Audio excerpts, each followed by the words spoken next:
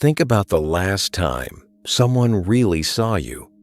Not just heard what you said, not just nodded at the right moments, but actually saw you took in who you were, responded to it, reflected it back in a way that made you feel, even briefly, that you were real.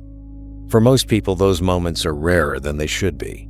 And for some, the memory of such a moment is so distant, it is not clear whether it ever happened at all. Heinz Kohut spent his career asking why. Why people spend so much of their lives seeking this kind of recognition.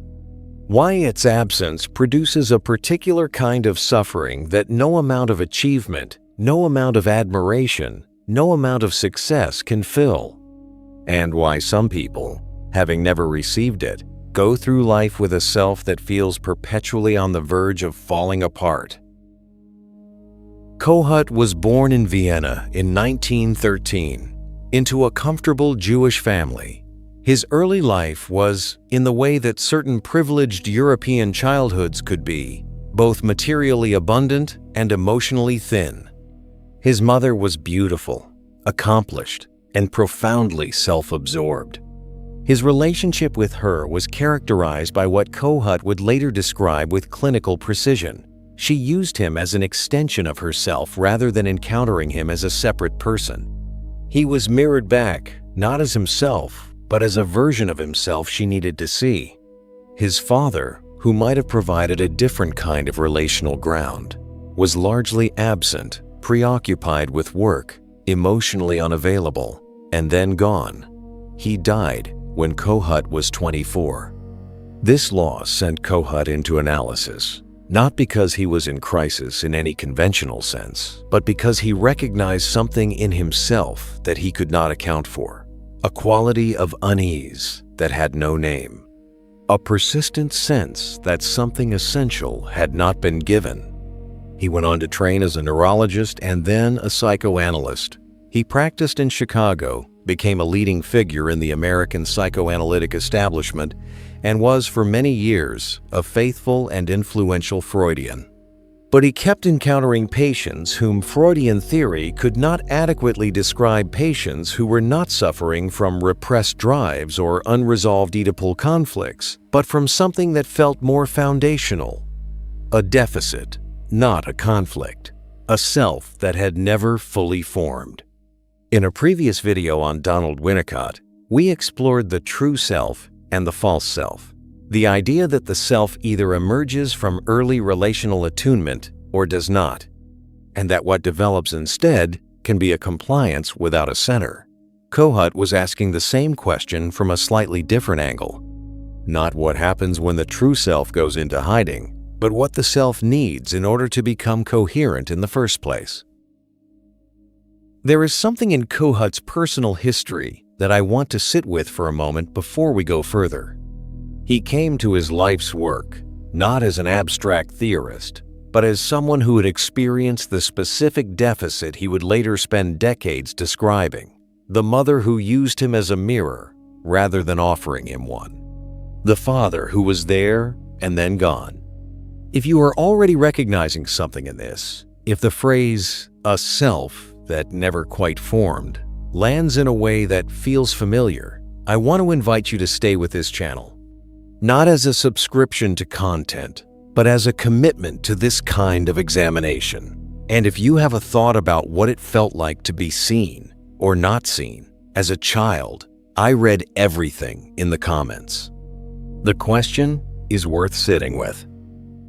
Kohut's central insight, the one that separated self-psychology from classical psychoanalysis and made it genuinely new, was deceptively simple. The self needs particular kinds of responses from the environment in order to develop, not just to survive, not just to function, to become and remain a coherent, vital, integrated self, the kind of self that can move through life without constantly needing to be propped up from outside, without being shattered by ordinary criticism, without the particular emptiness that comes from building an impressive life on a foundation that was never quite solid. What the developing self needs, Kohut argued, is not unconditional love in some vague, undifferentiated sense. It is specific relational experiences.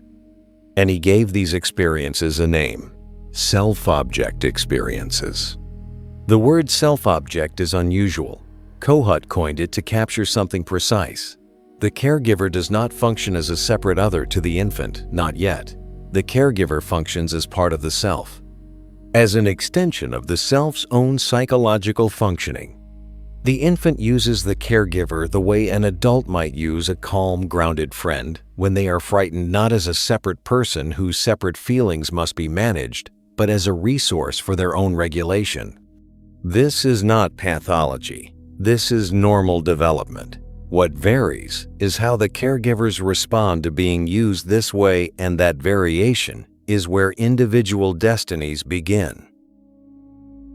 Kohut identified 3 fundamental self-object needs, not as a rigid taxonomy, but as a way of describing the different dimensions of what the developing self requires. The first is mirroring. The infant needs to be seen, delighted in, recognized as vital and real. This is the caregiver who looks at the child, and what the child sees reflected back is, "You are wonderful. You exist. Your feelings matter. Your excitement is real."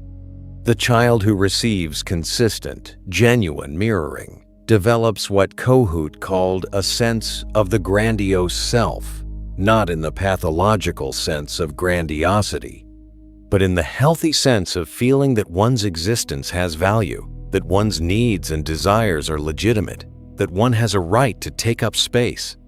The second is idealizing. The infant needs a figure to look up to merge with someone who seems larger, calmer, more capable. This is the child who reaches toward a parent and finds there someone reliable, competent, warm, someone the child can experience as perfect or near perfect, and from whom, through gradual optimal disillusionment, the child can internalize the qualities they need: self-soothing, self-regulation, the capacity to face difficulty without falling apart. The child who has a genuinely idealizable figure and who is allowed to gradually, in tolerable doses, discover that this figure is human and imperfect, develops inner resources rather than eternal searching. The third is twinship, sometimes called alter ego. The child needs to feel that there is someone like them, not someone who confirms their grandiosity, and not someone they idealize, but someone who is simply similar, who shares their experience, their enthusiasms, their way of being in the world. This need does not have the drama of the first two, but its absence leaves a particular kind of loneliness, the loneliness of someone who has never found their kind. Healthy development requires all 3, in roughly adequate measure, across the years of early childhood. And crucially, the failures do not have to be dramatic to be consequential. They can be quiet, chronic, structural.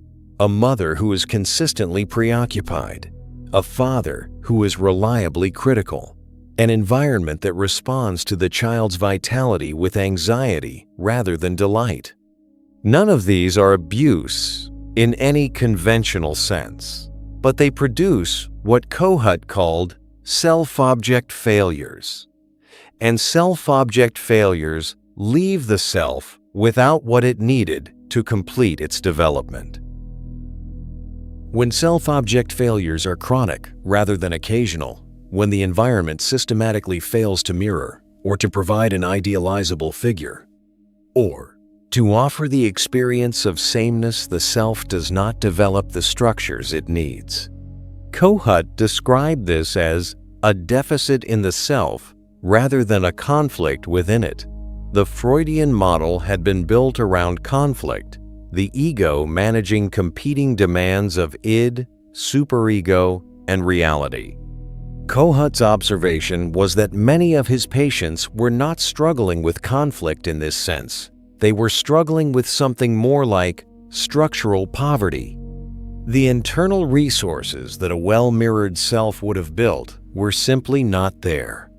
The result he called a fragmented self, and this fragmentation could take several forms. There was the grandiose form, the person whose mirroring needs had not been adequately met and who spent adult life in a perpetual reenactment of the search for the response they had missed, needing admiration not as occasional pleasure but as structural necessity, the compliment that does not land, the achievement that fills nothing, the constant, exhausting requirement to be seen, to be praised, to have the audience confirm what the self cannot confirm from within. This is what popular culture calls narcissism, but Kohut understood it as a wound, not a character flaw. There was the depleted form, the person whose idealizing needs had not been met, who had never found a figure substantial enough to merge with, and who moved through life with a specific quality of flatness. Nothing feels quite real, nothing generates genuine enthusiasm. The world fails to inspire because the capacity for inspiration was never properly built. These people often appear fine, they function, but they describe a persistent inner deadness that no amount of external success can touch. And there were the combinations and variations. The person who was adequately mirrored but never had an idealizable figure, and who is confident but without direction. The person who had an idealizing object but no mirroring, and who is capable but cannot feel their own worth. The person who had neither, and who moves through life in a permanent state of emergency, always on the edge of falling apart, needing constant reinforcement from outside just to maintain the basic sense of existing. In a previous video on John Bowlby, we explored the internal working model, the relationship operating system built in early childhood from the accumulated data of what happens when you reach, when you cry, when you need. Kohut's self-object failures run one level deeper into the architecture of self. The internal working model tells you what to expect from others. The structure of the self determines whether you have the internal resources to manage what you find. This is where Kohut's contribution becomes most significant and most contested. He argued, against the prevailing understanding of his time and against common sense, that narcissism is not a regression to an infantile state. It is not a failure to mature beyond self-love. It is, in its healthy form, an achievement, the development of a stable, internally grounded sense of one's own worth and vitality. And in its pathological forms, it is not an excess of self-love, but an absence of it. The person whose needs for mirroring were not met does not love themselves too much. They have a self that is too fragile to love at all. They need admiration because they cannot generate self-regard from within. This reframing changes everything about how we think about the people in our lives who seem most self-centered, most needy for attention, most defensive about criticism. The person who cannot tolerate any negative feedback is not someone whose ego is too large. They are someone whose self is too fragile. The wound is not grandiosity. The grandiosity is the defense against the wound. The person who constantly seeks admiration is not someone who loves themselves too much. They are someone whose experience of being seen, of being genuinely witnessed, was insufficient to build an internal mirror. And so they search for it outside, perpetually, in the eyes of others. This does not make the behavior easy to live with. It does not mean that every demand for validation is reasonable or that every fragile person should be accommodated without limit. But it changes the quality of understanding we can bring to it and, if we are honest, it asks us to consider whether the searching we notice in others is not also present, in subtler forms, in ourselves. Kohut was not pessimistic about the consequences of self-object failures. He believed that development could continue, that the self could, given the right conditions, build what it had not been built with in childhood. The mechanism he proposed was what he called transmuting internalization. When the self-object fails, when the caregiver is not perfect, when the mirror is slightly off, when the idealizing figure turns out to be human and flawed, the child has two options. If the failure is too sudden, too severe, or too chronic, the child is overwhelmed and the self fragments. But if the failure is optimal, gradual, tolerable within the child's current capacity, something different happens. The child internalizes. They take in the function that the self-object was providing and make it their own. The child who has been soothed by a caregiver and who then finds that caregiver briefly unavailable does not simply wait passively for the soothing to resume. They begin, incrementally and imperfectly, to provide some of that soothing for themselves. The self-object function is transmuted, converted from an external provision into an internal capacity. This is the mechanism by which a self is built, not in crisis, not through deprivation, but through the thousands of small, optimal failures of an imperfect but good enough relationship. What this means for the adult whose self-object needs were not adequately met is not a verdict. It is a description of a deficit, and deficits, unlike wounds, can sometimes be addressed through new experience. Therapy for Kohut was not primarily about interpretation or insight, but about providing in the context of the therapeutic relationship the self-object experiences that were missing, a genuine mirroring. An idealizable figure who is reliably present, the experience of being understood, accurately and consistently, over time. And not only therapy, new relationships, genuine creative engagement, communities of people who share your way of seeing the world, all of these can provide self-object experiences that repair what was not built. Not fully, not without work, but genuinely. Kohut did not prescribe simple practices. He was skeptical of shortcuts. But there is a question embedded in his work that functions as a kind of compass. When you seek validation, when you need someone to confirm your worth, to admire your work, to acknowledge your existence, ask, what am I actually looking for? Not the surface content, not the approval of this particular thing, but the deeper function.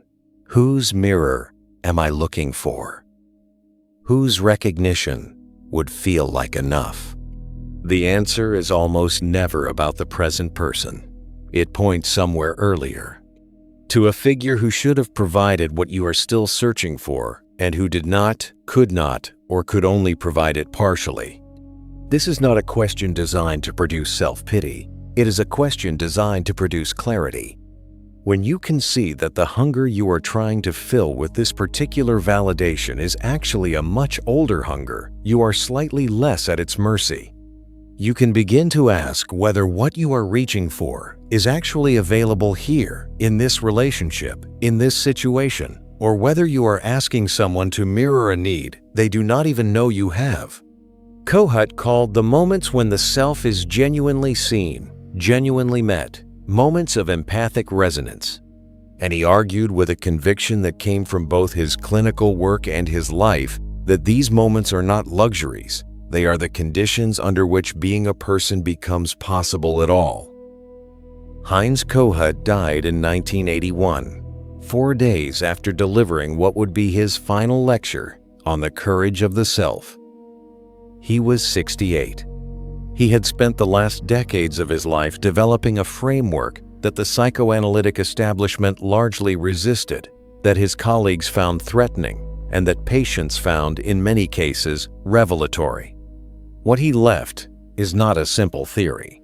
It is a way of looking at human suffering that takes seriously what most frameworks leave out: the particular pain of a self that was not adequately witnessed, the specific damage of an environment that responded to a child's vitality with indifference, with its own needs, or with a mirror that reflected back someone other than who the child actually was. His framework does not ask you to diagnose yourself or anyone else. It asks you to consider the possibility that what you experience as ambition, as the need for acknowledgement, as the hunger that success never quite fills, is not a weakness of character. It is the self still searching for what it needed in order to complete its development. The search is not pathological. The search is the echo of a legitimate need that was not adequately answered. Subscribe to the Lucid Mind. Think deeper. Live clearer.